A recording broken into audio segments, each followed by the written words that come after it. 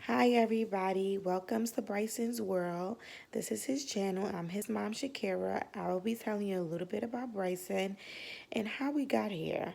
Um, Basically, this is just a little story about when I was pregnant with him and what I had to go through to get him here. So, here we go. 13 weeks when I was pregnant, I was having a real bad pain. And I went to the ER and they checked me. They did a sonogram and they told me basically he had water stuck inside his bladder. Me thinking, I'm like, well, take it out. They's like, oh no, we can't take it out. You have to go to a specialist. You have to talk to a specialist and they're going to tell you what to do. So I said, okay, fine. So a week later, I go back to my appointment and they do another sonogram just to make sure it was water stuck inside his bladder, and it was. And then I meet the specialist. The specialist is like, hey, this is normal. It happens to women, but we do have options for you. Either A, you could do nothing about it, let the water stay in there. B, you could abort. Or C, you could get surgery. So I was thinking, like, oh my God, okay. Well, I'm going to pick C because I want to help him. So I get the surgeries. I did not know that the surgeries had to get done in Baltimore at Johns Hopkins Hospital. So when I found that out, I was just like, I have to travel. They was like, yeah, because this is really serious. I said, okay, fine. So they wound up getting me to Johns Hopkins. I met three doctors, but I only dealt with two. Dr. B and Dr. Miller, they're the best doctors you could ever meet in your whole life. If it wasn't for them, I don't think I would ever get through this pregnancy. It was very hard. The surgeries was very tough. I would tell anyone who get the surgeries, just brace yourself. They took the water out of his bladder. They added water. They put a shunt inside of there, and they will let you know if the baby take the shunt out, you will have to get another surgery done because the water will go away that we put inside of there, and then we will have to put another shunt and add more water.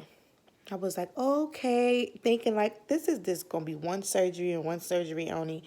No, my son did not care. He pulled out his shunts all the time, so I got at least 5, 6 surgeries. I thought that these surgeries was basically just for he could, survive inside of me, and it was because he survived inside of me because he can't live without amniotic fluid. So he survived inside of me. After that, I thought he was just going to be normal. That was it. No, that wasn't the case. Bryson came out at 36 weeks and 5 days. He was 10 pounds, 21 inches long. He came out with pulmonary hypertension, lung disease, and heart problems. When they took him from me, he was sedated for, I would say, 2.5 months of his life. June the 20th, they told me to pull the plug on him. I told them no. The same doctor that delivered Bryson, I went downstairs and he told me, Miss Pittman, I'm going to be honest with you. He's a survivor because if you could go through all of those surgeries, basically he could live through this. They don't let them pull the plug on him. So I took his advice and I didn't let them pull the plug on him. He said because if that was the case, he would have died on my table. Because those surgeries that I did on you was very serious. You could have lost him there, but he can survive this. Just don't give up on him. And I didn't. So I told them no. So they put him on a different machine. I told them to wake him up, put him on a different machine.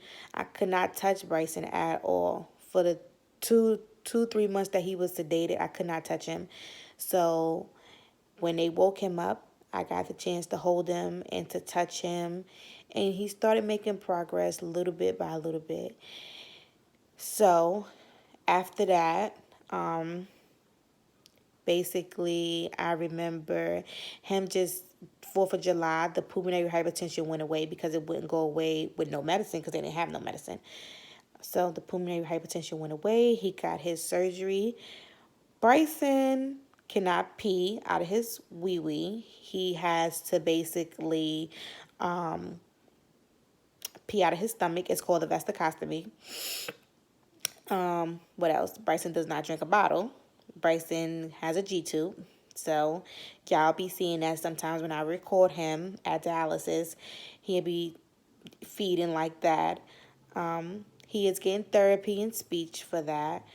When Bryson came home, when I finally got to bring him home 2 months later, I got the phone call because he had to go back into the hospital. I got the phone call that his kidney shut down on him. Now, I had to learn how to do PD for the longest. At this time, Bryson was 4 months. So I had to learn how to do PD because his kidney shut down on him. After that, I learned how to do everything, change dressings, put him on PD every night. Now that he's 1, we changed because we had a new hospital in Richmond. So we changed, and now he's on hemo. Hemo is totally different. I love it because it's better than PD.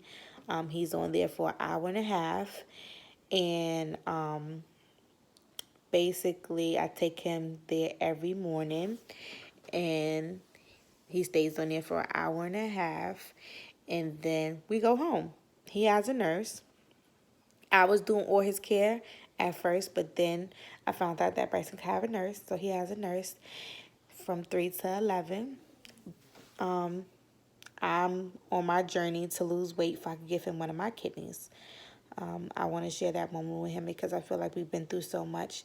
I tell any parent that's going through this, please don't think that every child is the same because every child is not the same. Just because Bryson came out with pulmonary hypertension and lung disease